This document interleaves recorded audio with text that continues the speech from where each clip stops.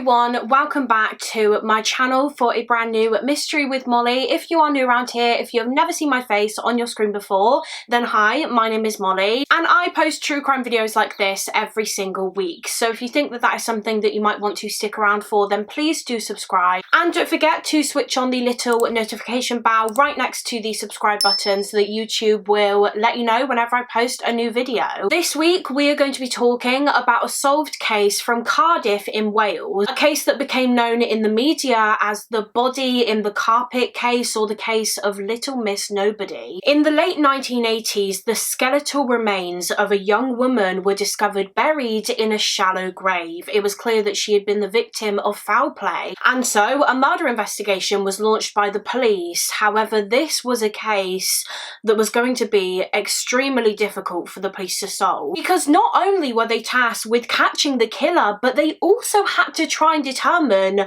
who this victim actually was. What was her name? Eventually, through extraordinary methods, she was identified, and following this, the heartbreaking truth about her death was soon pieced together. But just before we get into the case, I would like to say a huge thank you to Merge Gardens for very kindly sponsoring this section of the video. Merge Gardens is a free to download mobile game where you build your very own garden by filling it with trees and plants, ponds, wildlife such as birds and butterflies. But there is a lot more to it than that, because as you grow your garden, you've also got to solve the mystery surrounding it at the same time. You play as Daisy, a young woman who has inherited the garden as part of her missing uncle's old estate, and as she's fixing it up, she discovers that there are some very sketchy and mysterious things going on at her uncle's mansion and the garden around it. Merge Gardens is a combination of Merge and also Match 3 puzzle games. So as you play, as you complete the puzzles, you can merge items to restore the garden and also unlock and free characters from different eras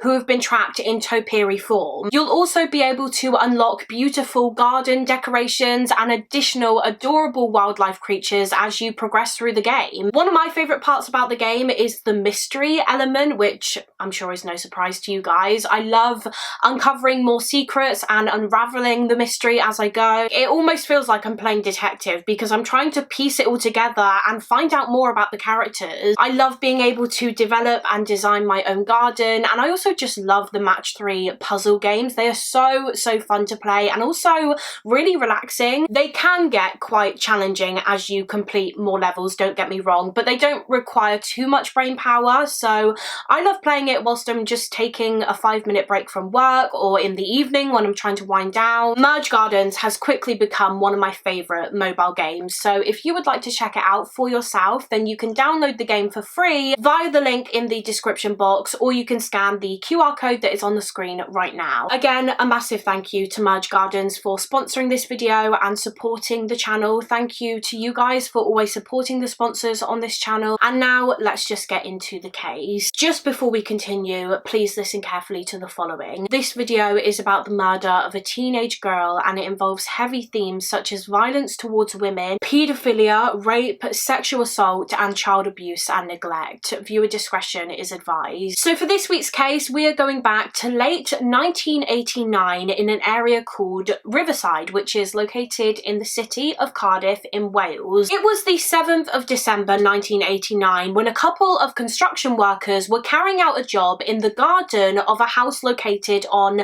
Fitzhammon Embankment in Riverside. It was 29 Fitzhammon Embankment. Fitzhammon Embankment is right by a river called the River Taff, and I think it's also just opposite the Millennium Stadium in Cardiff. Anyway, these construction workers were in the garden of this house on Fitzhammon Embankment. Well, I say a house, by this point it was actually more like an apartment building. This old Victorian house had been split up into a couple of different flats, but the workers were in the garden because it was being renovated. So they were excavating it, they were digging up the soil, digging up the ground, and that was when they made a shocking discovery. Buried just 22 inches underneath the soil, they found a roll of carpet, and when they unravelled this carpet, stuffed inside of it, they discovered human remains. There was a full human skeleton inside of this carpet. So immediately the police were called to the scene, and it didn't take them long to realise that foul play was probably involved here. I mean, that was obvious from how this person was found. This skeleton was buried in a shallow grave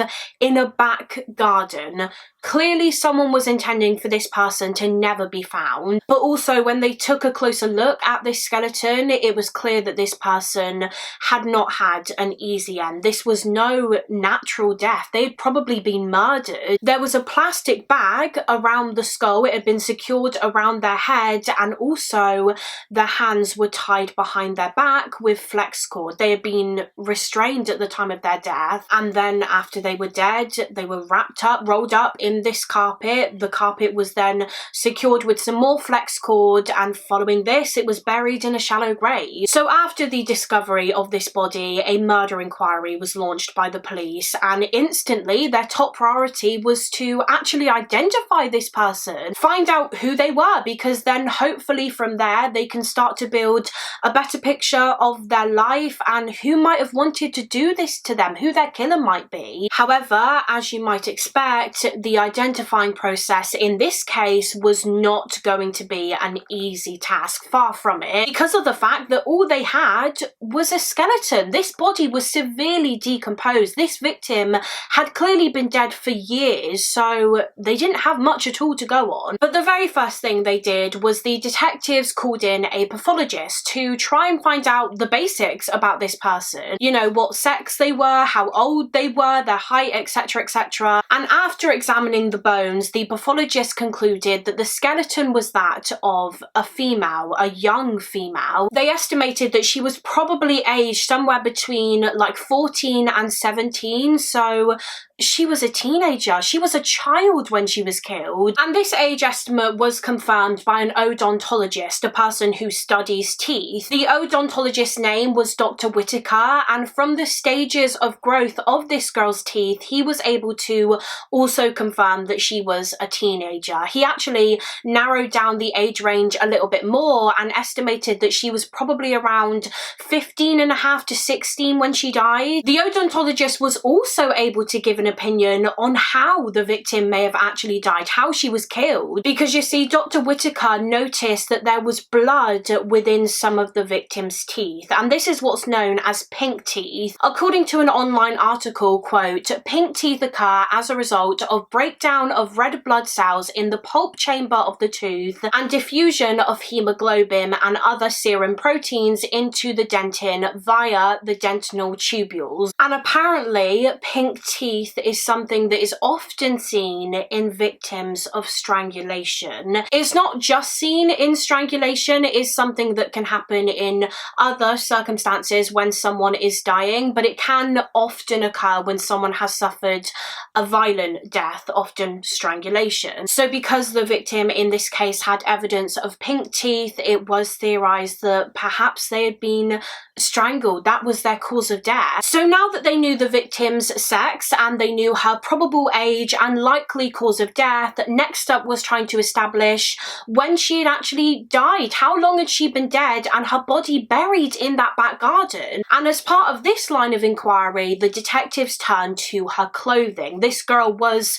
clothed when she was found. She was wearing earrings, a bra, knickers, jeans, a sweatshirt and a sock. And there were a couple of labels still on this clothing, so the police decided to try and trace the manufacturers of this clothing to try and determine when these pieces had been made. And when they did this, the police found out that these clothing items hadn't been made and sold for about 5 years now. So at the very least, the police knew that this girl had been dead for 5 years. So that takes them back to around 1984. And again, this was later backed up when a forensic entomologist was brought in to assist with the investigation. Now, an entomologist is a person who studies insects, and they can tell by looking at what kind of insects are present on human remains at the time that they are found, just how long they have actually been deceased and in the soil for. So the entomologist was called in and they confirmed that yes, this girl had been dead for 5 years at least. According to some sources, to be a bit more specific, the entomologist estimated that she was probably killed sometime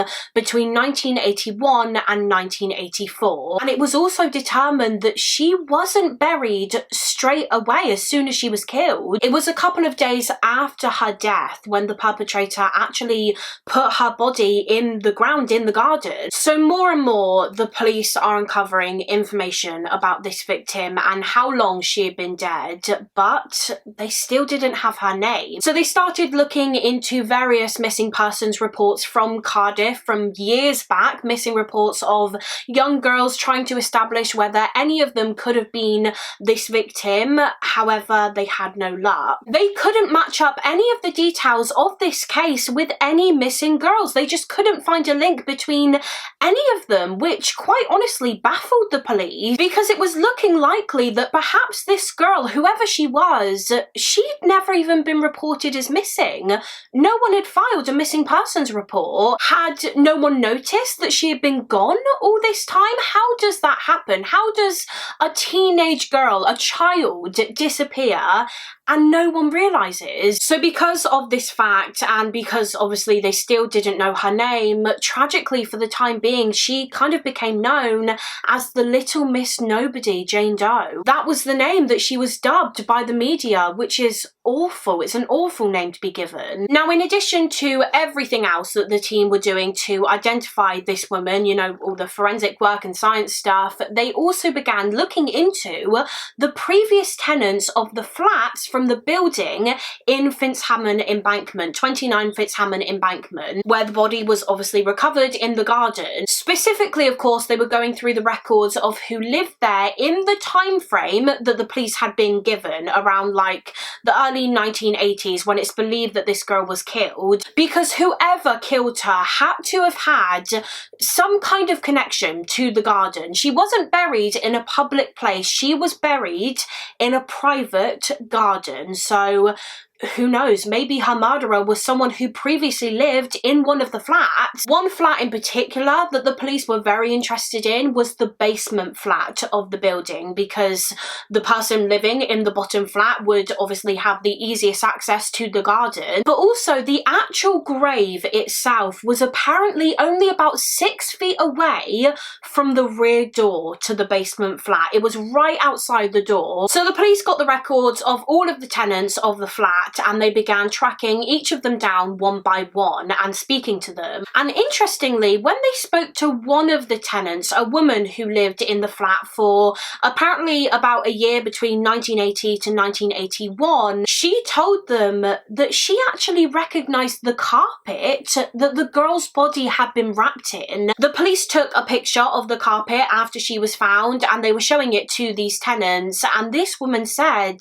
that that carpet was actually fitted in the basement flat of the building at the time that she was living there. It was fitted in September of 1980. In fact, the landlord let her pick the carpet that went in there. And this woman also said that there was an off-cut piece of this carpet that had been kept in a cupboard under the stairs after the carpet was fitted. It was just a spare bit that was left over. So the police started thinking that maybe this off-cut was the bit that was used by the killer to wrap up the girl's body. Now, the police were actually able to track down the man that fitted this carpet in the basement flat, the exact carpet fitter, because his name or his initials were on this invoice which they managed to obtain. So they got in touch with this carpet fitter, and unfortunately, because it was years and years later, he couldn't actually remember fitting that exact carpet in the flat. I mean, this was what he did for a living, so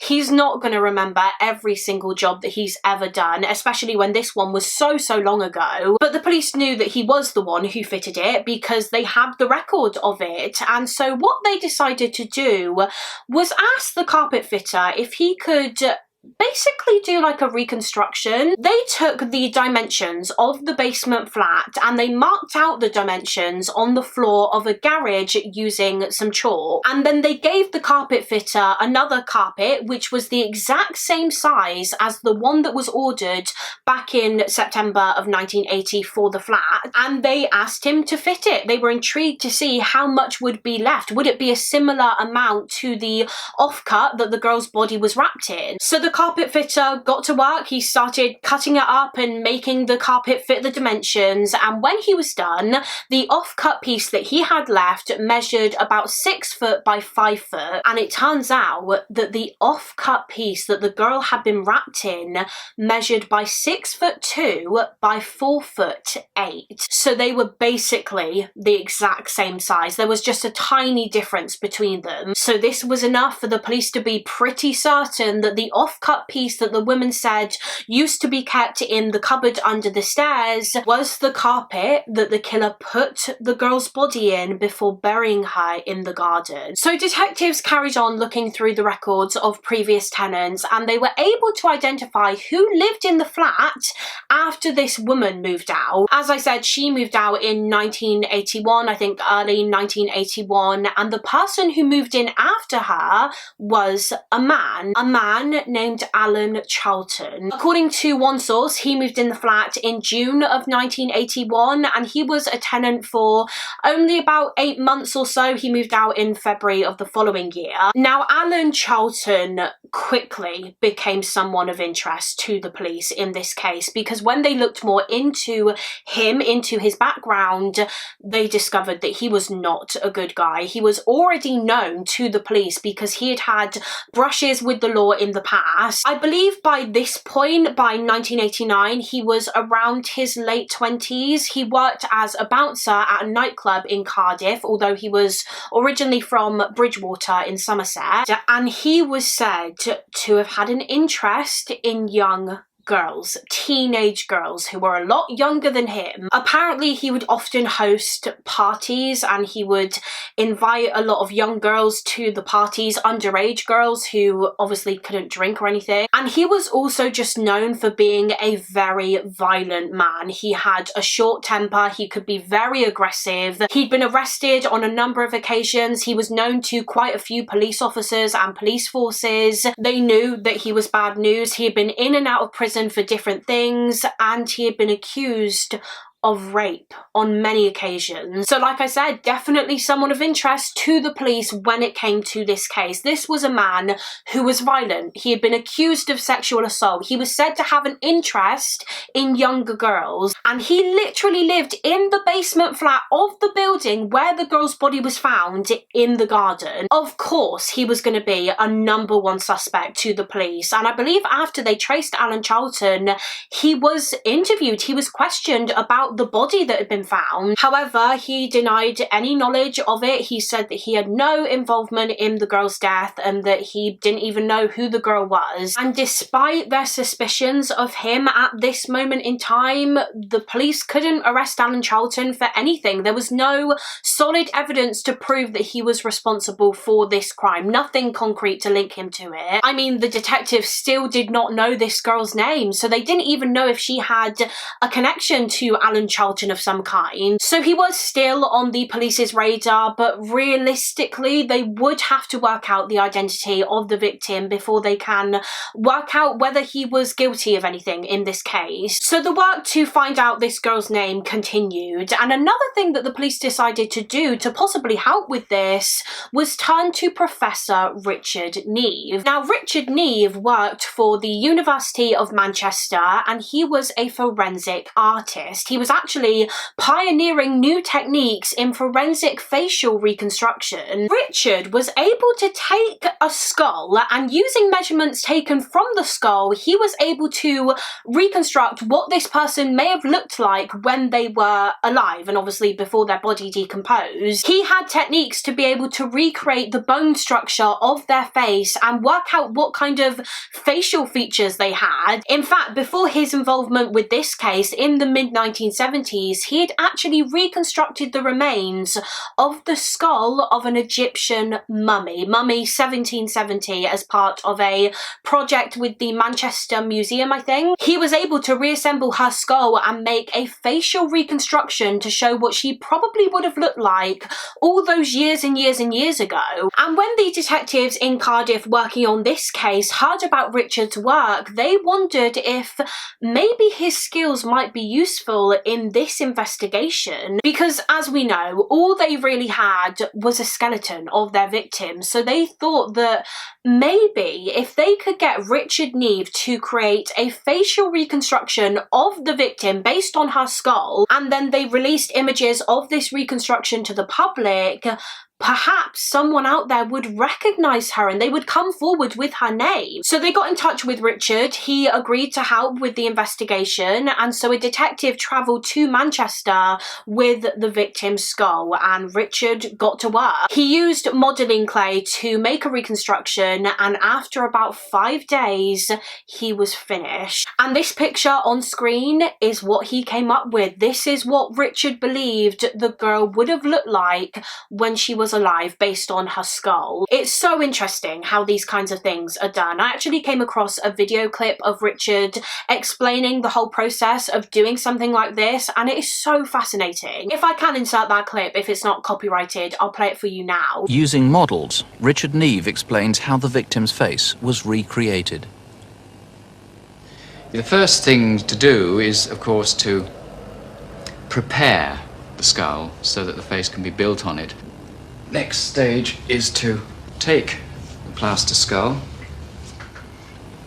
and then to mark 21 points over the face, and these are the sites from which measurements have been taken of soft tissue thickness, and holes are drilled in here and pegs inserted, and the pegs represent the average thickness of soft tissue to be found on the human face at these particular sites.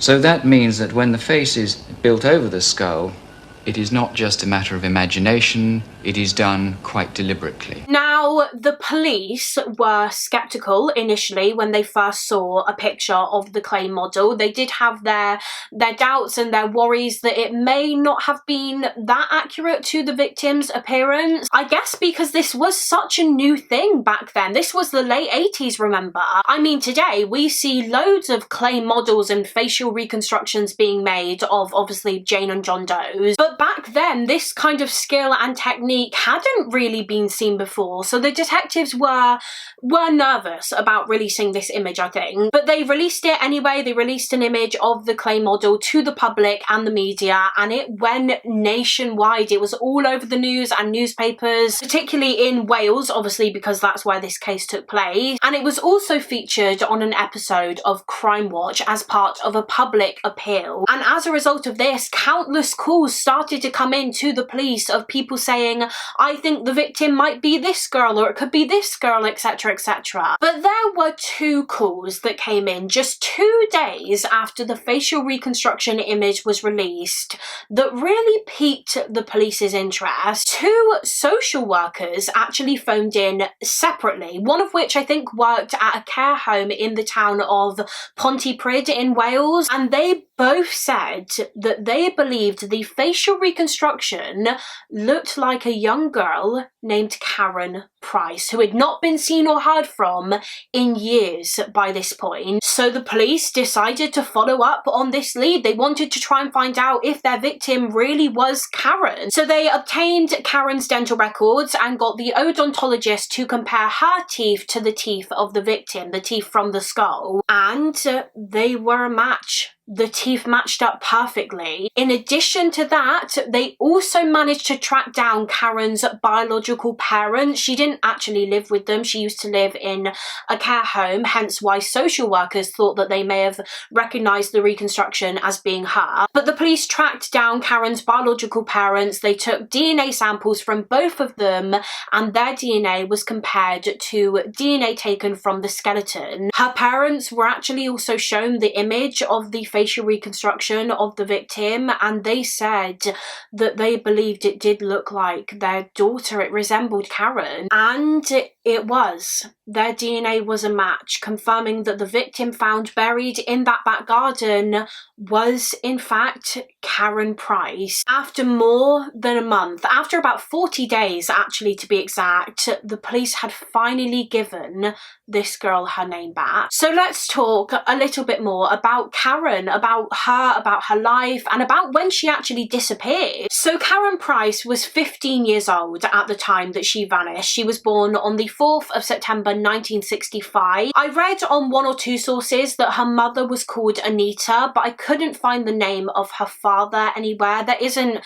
really any information online about her biological parents, but Karen did not have an easy upbringing at all. Again, there isn't too much information about it online, but sources just state that she was neglected and that she just had a troubled childhood, and at just 10 years old she was placed into care. At 15 she was living in a children's home in Pontypridd in Wales, and I watched a documentary about this case which featured another resident of the care home, a man named Lee Hatch, who lived in the home at the same time as Karen in the early 80s. And Lee remembered Karen as having a very kind of like Bananarama-esque style. She was always wearing something on her head like a hat. She was rarely seen without a hat on. She liked wearing men's shirts. That's what she felt most comfortable in. I guess she had what some people might consider a tomboy style. That was her fashion. As I understand it, she wasn't really into like dressing up and makeup. That kind of thing just wasn't really for her. Now, Karen's time at the children's home in Pontypridd also wasn't easy for her. She didn't really like it there. She would often have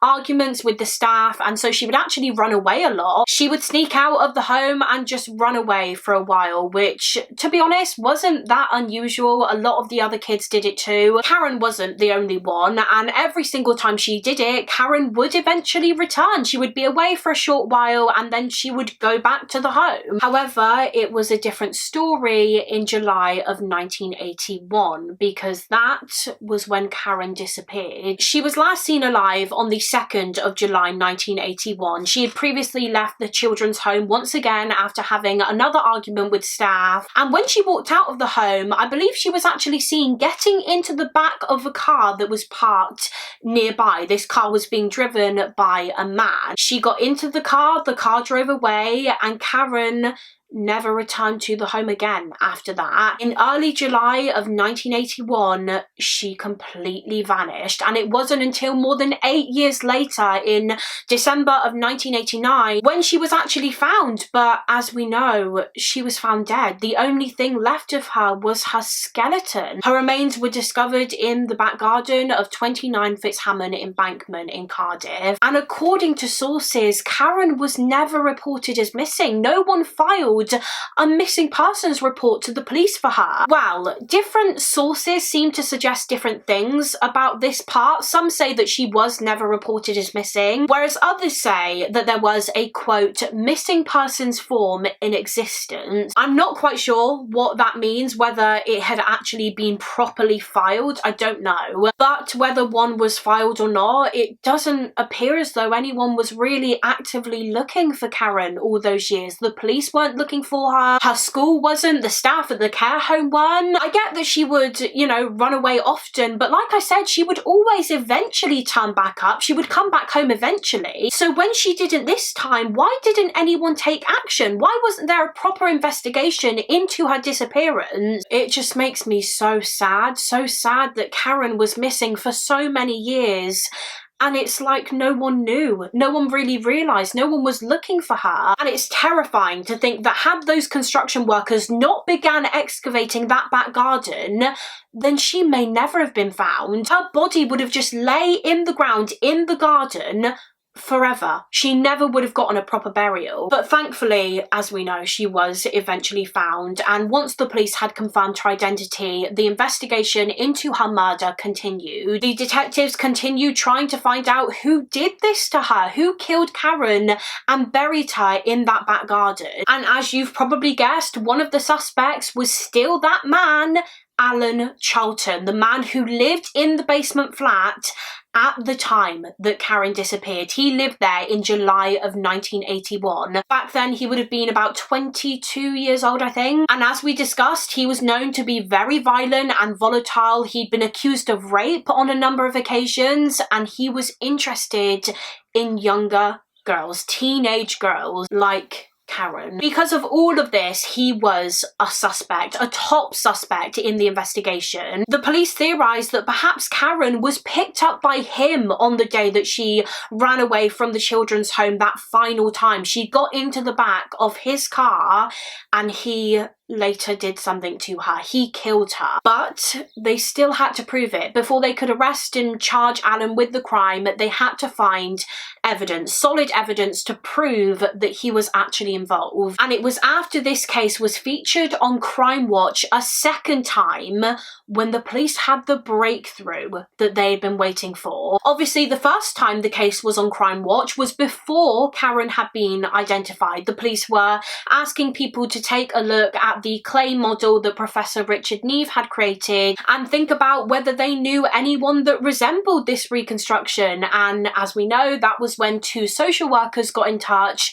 saying that they believed it resembled Karen Price. And from there, the police were able to use DNA and dental records to confirm her identity. And then after she was identified, the case was featured on Crime Watch again. This time the police were asking for anyone with any information about Karen's murder to come forward. And it was following this Crime Watch appeal when the police received a huge lead. They were contacted by a man named Idris Ali. He was, I think, around 24, 25 years old by 1989/early 1990, and he was 16 years old at the time of Karen's disappearance and murder. He was just a year older than her. Now, some sources actually state that he also got in touch with the police after the first Crime Watch appeal, and he informed them that he believed that the victim was Karen Price, but I can't be certain on that. But he definitely got in touch after the second Crime Watch appeal, and he told them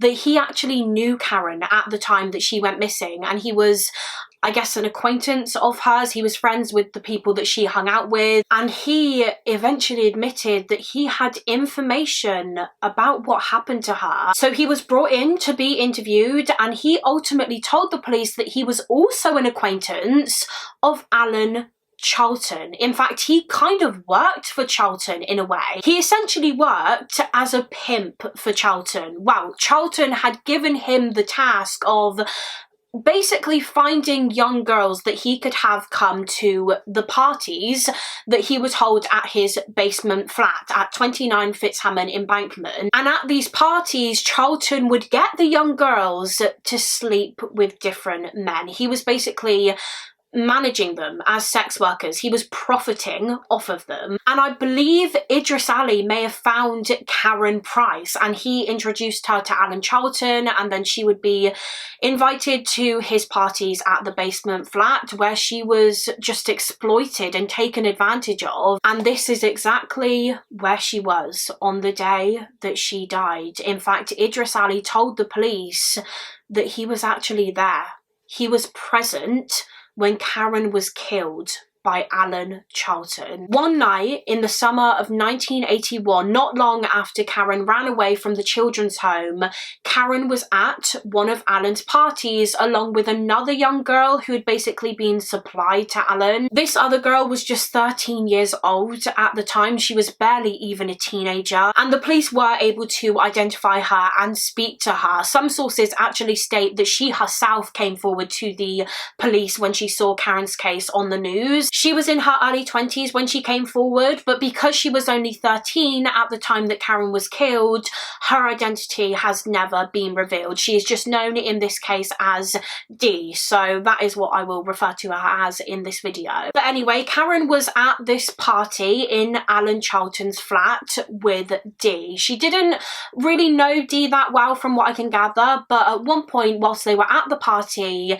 Karen and D were in a room with Alan Charlton and Idris Ali. And inside that room, Alan told the girls to take their clothes off, undress, because he wanted to take pictures of them. He wanted to take pictures of these teenagers, these children, naked. However, Karen said no, she wasn't comfortable with this. She didn't want to do it, and so she told Alan no. And it was clear that Dee wasn't comfortable with this either. And Alan Charlton was furious with them for refusing to do what he said. He got so angry, and so he became violent towards the girls, but mainly towards Karen because, you know, she was older, and I think she was the one who kind of stood up to him the most. He became aggressive and violent, and Alan walked up to Karen and he just started beating her. He slapped her and punched her in the face. And Idris Ali and Dee told the police that literally after the first punch,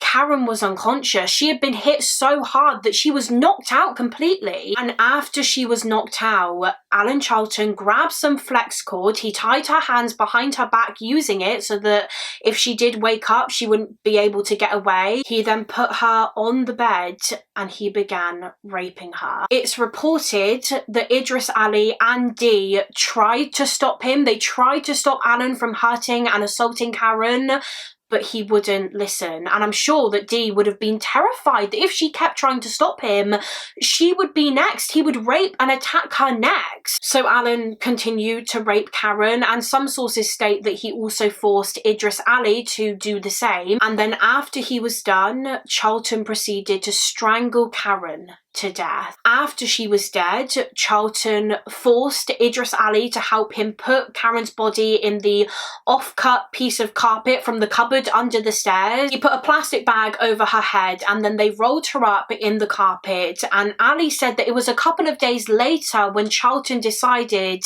to bury her body in the back garden. And if you remember, that obviously matches up with the findings of the entomologist. They were able to tell that Karen wasn't put into the ground until a few days after her death. Again, Charlton forced Ali to assist him with this, with burying her body, and it's believed that Ali just said yes to what Charlton wanted him to do because he was also terrified of him. Charlton was much older than Ali. He was 22 and Ali was 16. And Dee actually told the police in her interview that when Karen was being attacked and killed, Idris Ali looked just as scared as she did. He was just as horrified as she was, and he was probably also very worried that if he didn't do what Charlton asked, then Charlton would murder him too. I have read on one or two sources that apparently Ali would kind of change his statement a lot to the police. One minute he would say that he was there that night, and the next he would say that he wasn't. One minute he said that he did know Karen, the next he said that he had never met her before. He changed his story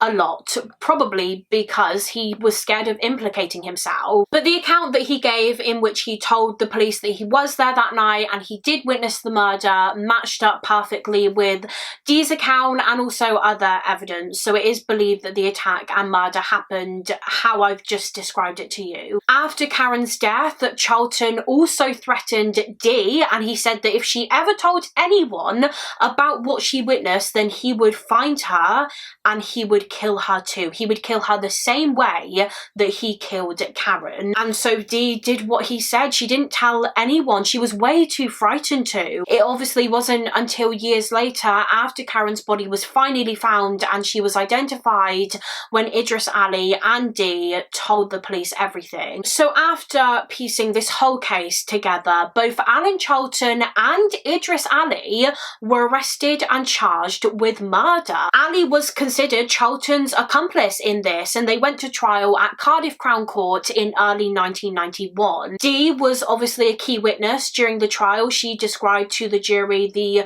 horrendous attack that Karen was subjected to, and the prosecution also put forward other evidence as well. They told the jury about how Alan Charlton was the tenant of the basement flat at the time of Karen's murder, how she was buried just outside his back door, how she was found wrapped up in an off-cut piece of carpet which was in a cupboard in Alan's flat. They went through all the forensic evidence, every single thing they had that linked him to the crime. And at the end of the trial, Alan Charlton was found guilty of murder and he was sentenced to life in prison with a minimum of 15 years. Now, Idris Ali, on the other hand, he was also originally convicted of murder and also given a life sentence. However, he later appealed against his conviction, and as a result of this, his charge was reduced from murder to manslaughter. He pleaded guilty to manslaughter. The court accepted that although he had a part in Karen's death, the main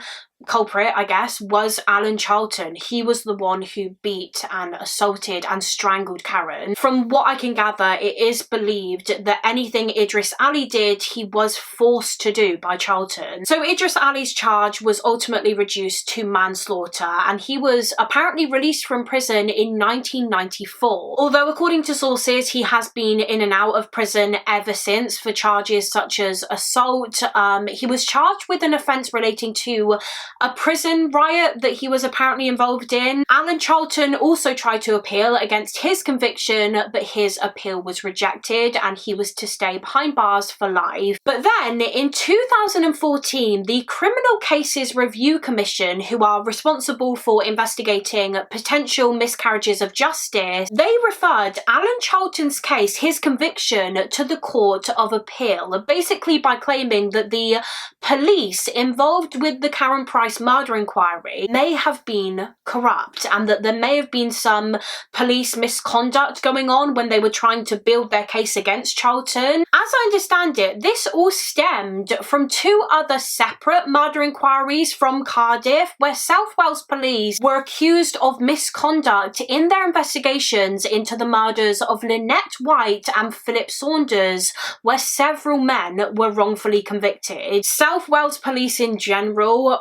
really had a bad reputation around this time for corruption and misconduct. I can't comment on what they're like today, but back then they were known for doing awful things to try and basically pin murders and crimes on people, many of whom were actually innocent. So yeah, as a result of all of this, in 2014, Alan Charlton's case was referred to the Court of Appeal to be reviewed because apparently a couple of the officers involved in the Lynette White case were also involved in the Karen Price murder inquiry. So Alan's case was to be reviewed just in case there could have been any misconduct when it came to building the case against him. However, ultimately a judge rejected the appeal. They still felt that there was a substantial amount of evidence to prove that Charlton was guilty, and so his conviction was upheld and Charlton still remains in prison to this day. As part of this criminal case review, Idris Ali's conviction of manslaughter was also referred to the Court of Appeal. As I said before, Idris Ali would constantly change his story about the murder, and his lawyers were now claiming that he actually had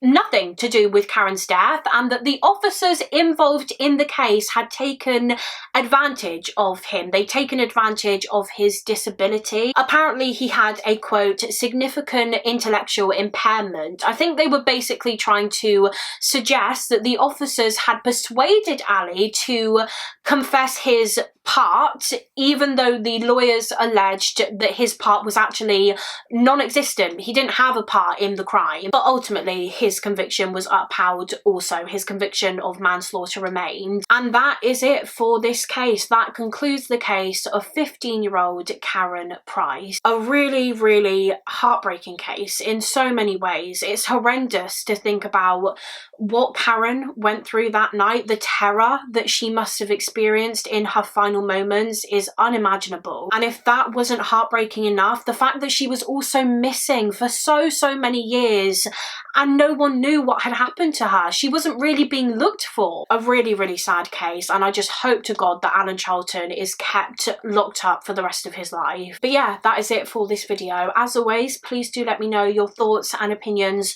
on this case in the comments. I would really love to hear what you guys think. Also, feel free to let me know of any other cases that you would like to see me cover on this channel. Thank you all so much for watching. Please do give this video a thumbs up and subscribe if you haven't already, and I will see you again next week for another mystery with Molly. Bye.